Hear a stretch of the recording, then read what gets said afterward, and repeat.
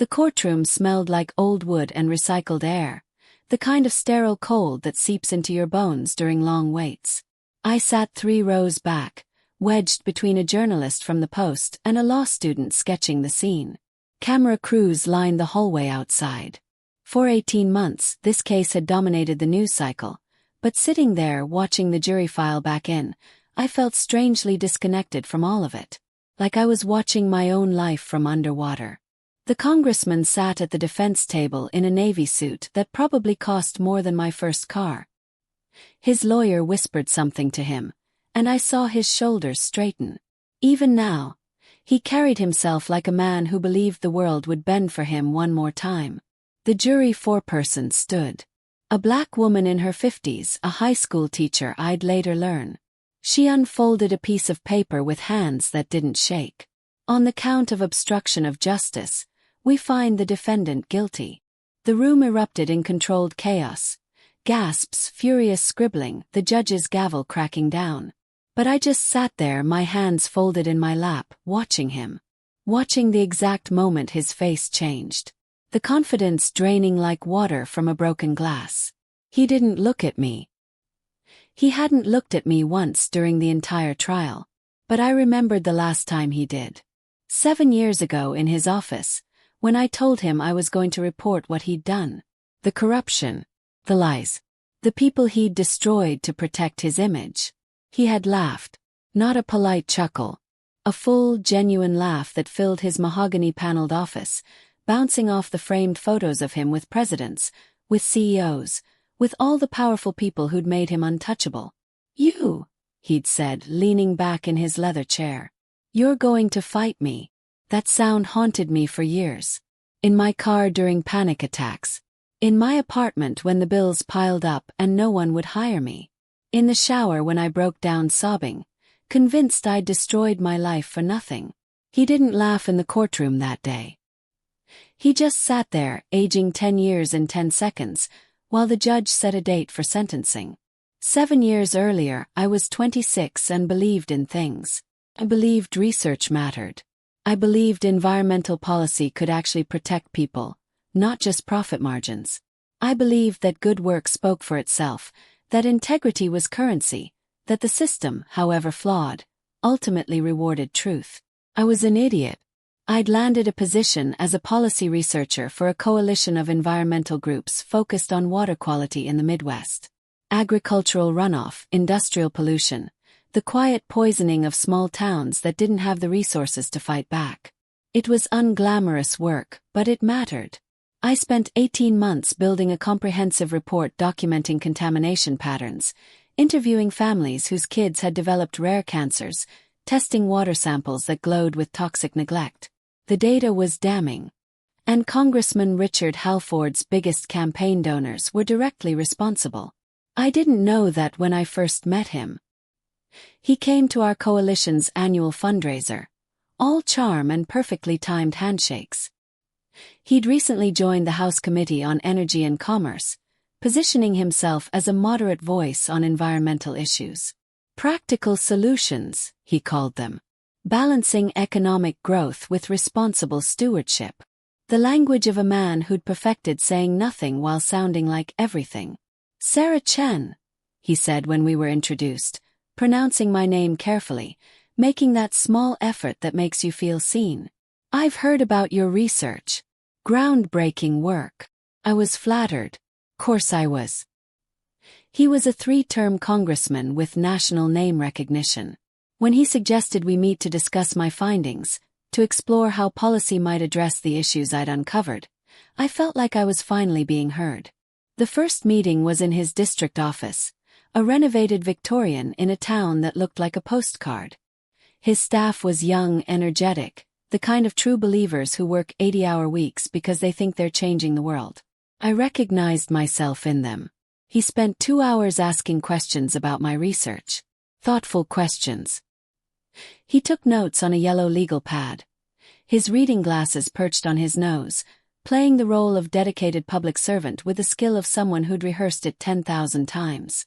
"This is exactly what we need," he said, tapping my report. "Real data. Real stories. Not partisan rhetoric." Would you be willing to testify before the committee? Said yes. Obviously. This was why I'd done the work. I'll need to coordinate with my team, he continued. Get you prepared, make sure the presentation has maximum impact. Why don't you send me all your underlying data? The full research files. We'll craft this into something that can't be ignored. I sent him everything. 3 months later, I watched him on C-SPAN, presenting my research as his own initiative. The Halford Water Safety Report, they called it. He stood before the committee, holding up charts I'd created, citing statistics I'd compiled, telling stories I'd documented, families I'd sat with in their living rooms, holding their hands while they cried. My name appeared once in the acknowledgments, buried on page 47, with research assistants from various environmental organizations. When I tried to call his office, I got voicemail. When I emailed, I got autoresponses. When I finally showed up in person, his chief of staff, a woman named Melissa with a sympathetic smile and dead eyes, told me the congressman was grateful for my contributions, but that I needed to understand how these things work. You did the research, she said. He's doing the advocacy. That's the division of labor. That's how change happens. He took my work. He put his name on it. He elevated it, she corrected. Your research would have reached maybe a few thousand people. Now it's national news. Isn't that what matters? I should have left it there. Should have swallowed my pride, accepted that this was how power worked, moved on. But I couldn't. Because I'd kept digging and I'd found something else. Something that explained why Congressman Halford was so interested in my research in the first place. He wasn't planning to fix the problem. He was planning to bury it. The documents I found were hidden in public records, the kind of thing no one bothers to read. Campaign finance reports, LLC registrations, property transfers. Hours of cross-referencing that made my eyes blur. Congressman Halford owned significant shares in Apex Agricultural Solutions, one of the largest manufacturers of the pesticides contaminating the water I'd been studying. He'd hidden it behind shell companies and his wife's maiden name, but the trail was there. Faint but there. And his chief of staff, Melissa. Her brother was Apex's regional vice president. They hadn't stolen my research to expose the problem. They'd stolen it to control the narrative, to get ahead of the story, to look like they were taking action while quietly ensuring nothing actually changed. The legislation he'd proposed looked tough on paper but was full of loopholes, delayed implementation dates, and exemptions that would protect the very companies poisoning those communities.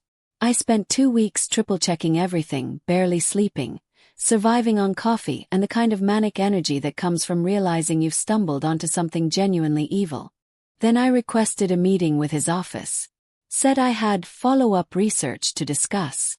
They granted it. Why wouldn't they? I was nobody. I sat across from him in that same mahogany office, my printed evidence in a folder on my lap, my hands shaking slightly but my voice steady. I know about Apex, I said. I know about the shell companies. I know about your chief of staff's brother. And I know what you're actually trying to do with my research. He'd been checking his phone. He looked up, mildly curious. I'm going to report this, I continued. To the ethics committee. To the media. To everyone. That's when he laughed. It started as a smile, like I'd told a moderately amusing joke, then built into genuine laughter. He set his phone down and leaned back in his chair, studying me with something like affection. Sarah, he said, still chuckling. Do you have any idea how many people have tried to expose me over the years? Do you know how many eager young idealists have sat in that exact chair, thinking they found the smoking gun? I have documentation. Documentation of legal investments. Of standard political operations. Of nothing. He folded his hands on his desk. But let's say you do go public. Let's say you find some journalist desperate enough for a byline to run your story. What do you think happens next? I didn't answer. I'll tell you, he said. My lawyers will destroy you. We'll audit every aspect of your research, find the inevitable inconsistencies, paint you as a disgruntled former consultant with an axe to grind. We'll question your methodology, your credentials, your motives. By the time we're done, you won't be able to get a job fact-checking grocery store circulars. He stood up, walked to his window overlooking the town square, hands in his pockets. You're 26 years old. You have your whole career ahead of you. Don't throw it away on some misguided crusade. Take the loss, learn from it, move on. In 10 years, you'll thank me for this conversation. He turned back to me, his face arranged in something approximating concern. You seem like a smart person. Don't be stupid. I left his office with my folder of evidence, and the sound of his laughter following me down the hallway. 2 weeks later I lost my job. Budget cuts, they said, but we both knew better. One of Halford's donors sat on my organization's board. 3 weeks after that, I'd sent my evidence to 8 different journalists. 6 never responded. 2 wrote polite emails explaining they couldn't pursue it without more concrete proof. A month later, my landlord told me someone had called inquiring about my stability and lifestyle. Subtle threat wrapped in plausible deniability. I moved back to my parents' house in Ohio, to my childhood bedroom with its faded posters and twin bed. I was 26 years old, sleeping in the same room where I'd once dreamed about changing the world, trying to explain to my mother why I'd thrown away my career over politics. You have to know when to let things go, she said, not unkindly. You're tilting at windmills, honey. Maybe she was right. I spent 6 months in a depression so heavy I could barely get out of bed. Sent out hundreds of job applications, got 3 interviews, 0 offers. The field I'd worked in was small. Word traveled. I was difficult. Not a team player. Idealistic to the point of liability. The TV in our living room showed Congressman Halford receiving an award from an environmental nonprofit for his tireless advocacy on water safety issues. I watched him give his acceptance speech from my parents' couch, wrapped in a blanket, eating cereal for dinner. He was using my research, my stories, my words, and I couldn't do anything about it. The thing about rock bottom is that you can stay there for a while. Get comfortable. Accept that this is just how your life is now. I stayed there for 8 months. Then I got a call from a number I didn't recognize. Sarah Chen. A woman's voice, cautious. My name is Jennifer Torres. I'm a former staffer for Congressman Halford. I found your information through some environmental coalition contacts.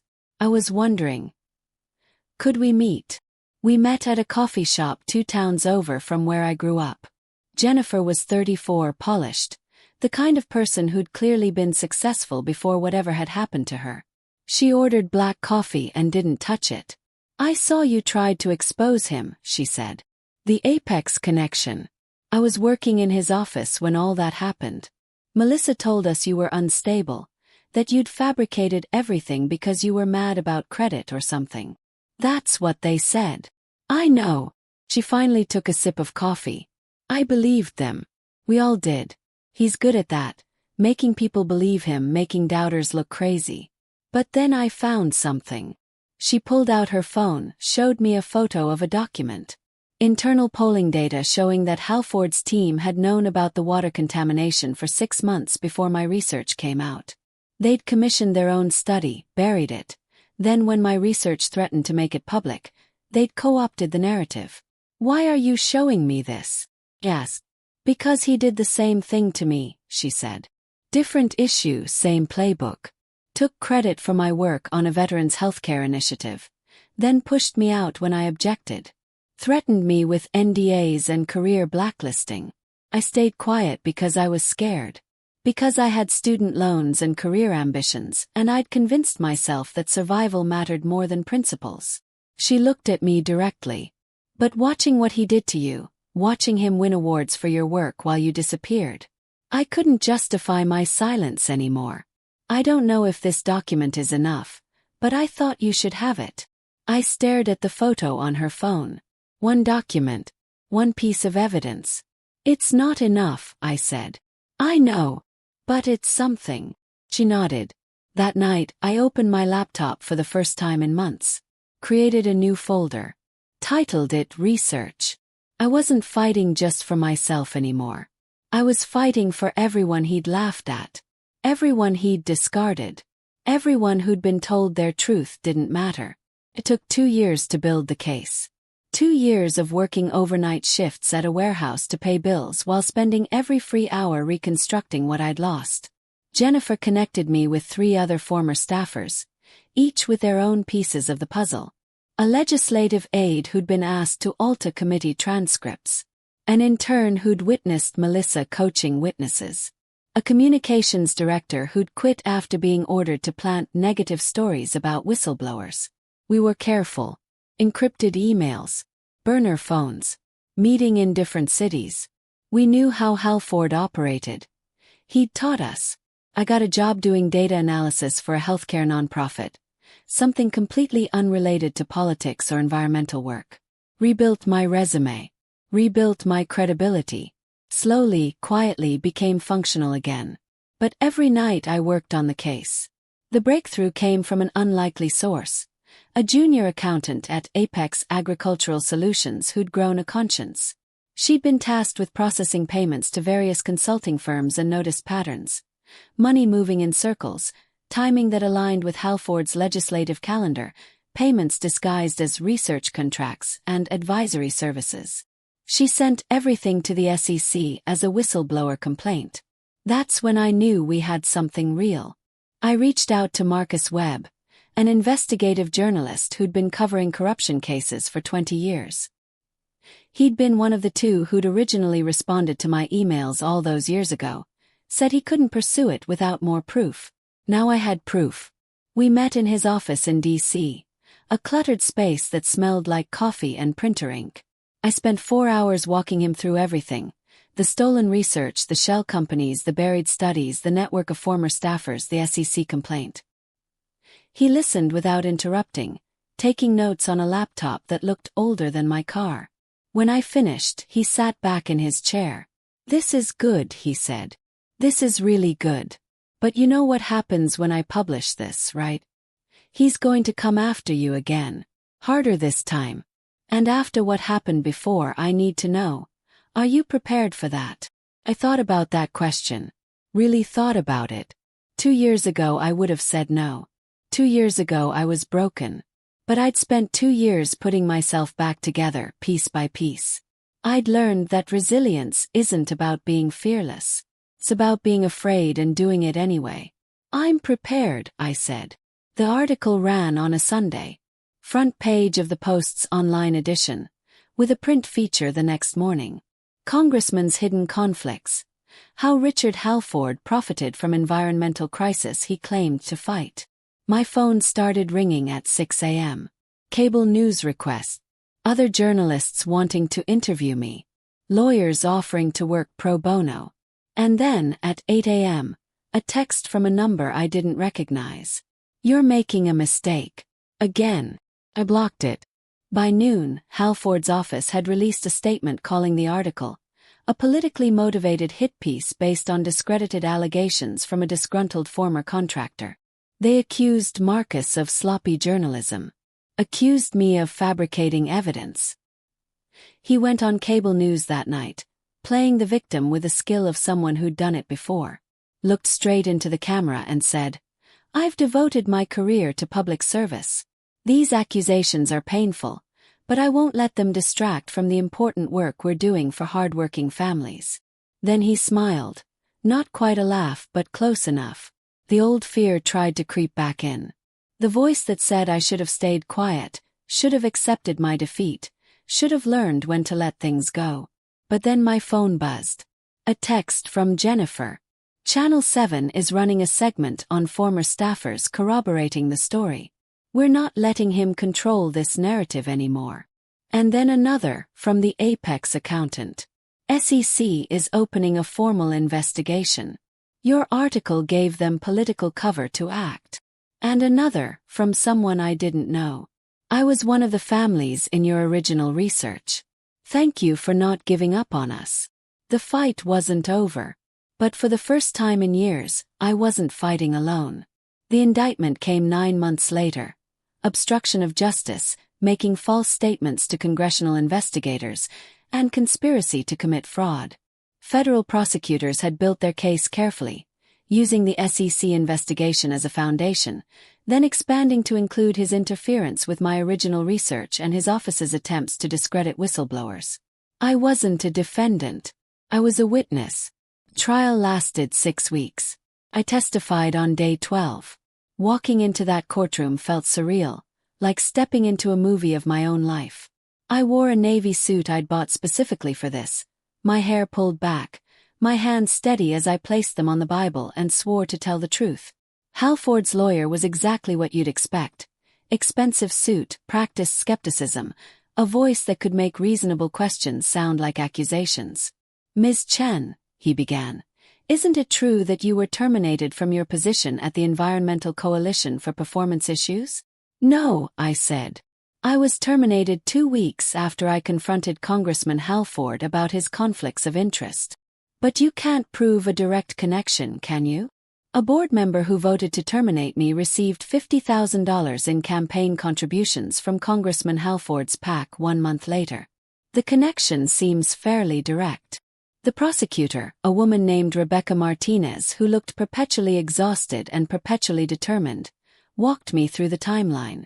The stolen research, the buried studies, the threats, the systematic silencing.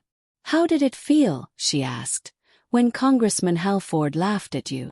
I looked at him then. Really looked at him. He was staring at his legal pad, jaw tight, none of the easy confidence that used to fill rooms. "It felt like proof," I said. "Proof that he didn't see me as a person. Just an obstacle.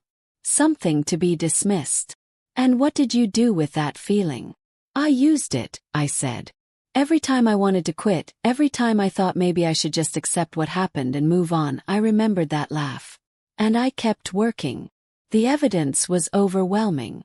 Internal emails showing Halford had been warned about Apex's contamination.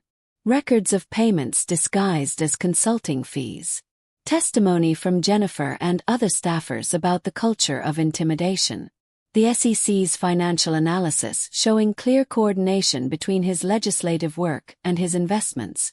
But the moment that changed everything came during cross-examination of Melissa, his chief of staff. The prosecutor asked her about a specific email, one where she'd instructed a staffer to neutralize the Chen situation by any means necessary. "What did you mean by that?" Rebecca asked. "Just to manage her concerns. To ensure she understood the political realities." "Did those political realities include contacting her employer? Her landlord? Spreading false information about her mental stability?" "We were protecting the congressman's reputation." "From what?" "From the truth." Melissa's silence was louder than any answer. In the gallery, I sat next to Jennifer and 2 other former staffers. We didn't speak. Didn't need to. When the jury came back with guilty, I felt something I hadn't felt in 7 years. Not triumph. Not vindication. Just the quiet settling of truth finally being heard. They sentenced him to 3 years in federal prison, which felt simultaneously too much and not enough. He'd get out early for good behavior, probably. Would give interviews about his journey and lessons learned.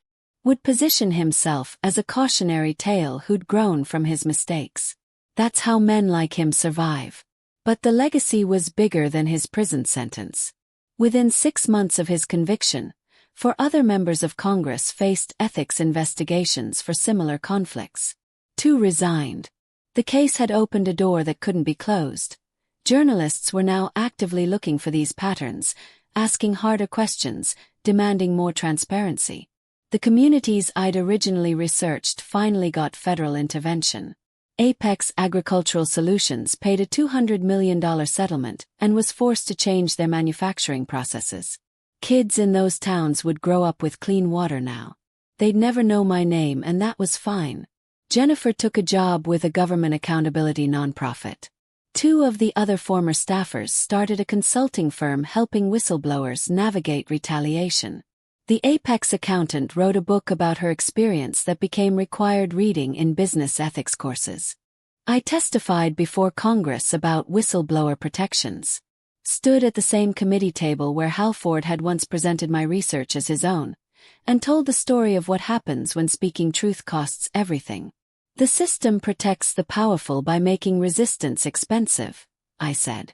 By isolating dissenters, by destroying careers, by making examples out of anyone who dares to challenge the narrative. Reform isn't just about better laws. It's about making it possible for people to tell the truth without losing everything. Afterward, a young staffer approached me in the hallway. She couldn't have been more than 24, looked exactly like I had at that age. Earnest and hopeful and about to be disappointed. "Thank you," she said. "For not giving up. For showing it's possible." "It's possible," I told her. "But it's not easy. And if you ever find yourself in that position, remember, you're not fighting alone even when it feels that way. And the truth is patient. It can wait years if it has to." She nodded, and I saw myself in her eyes. Believed she understood. I think about Halford's laugh sometimes. Not with anger anymore, but with a strange kind of gratitude. Because that laugh taught me something essential. The powerful stay powerful by convincing us that resistance is futile, that our voices don't matter, that we should know our place. Every laugh like his is a confession, admission that they see the threat, that they feel the need to diminish it. If I hadn't mattered, he wouldn't have bothered laughing. The trial is over now. The headlines have moved on. Life has returned to its regular rhythm of work and bills and small pleasures. But sometimes I get emails from people I've never met, telling me their own stories of being dismissed and silenced, asking for advice, looking for hope. And I tell them what I learned. Justice doesn't roar. It doesn't always arrive when you need it, and it rarely looks like you imagined. Sometimes it just whispers, quietly and persistently. "I remember." And sometimes, if you're stubborn enough and lucky enough and brave enough to keep whispering back, the world eventually listens. He took years from my life. Sleep I'll never get back, opportunities that vanished, relationships that withered under the weight of my obsession. But in the end I took back my voice. And he had to listen. Not because I was powerful or connected or special, but because I refused to let his laugh be the last word. Truth is patient. Truth is stubborn. Truth is the thing that survives long after the laughter fades. And sometimes, just sometimes, truth wins.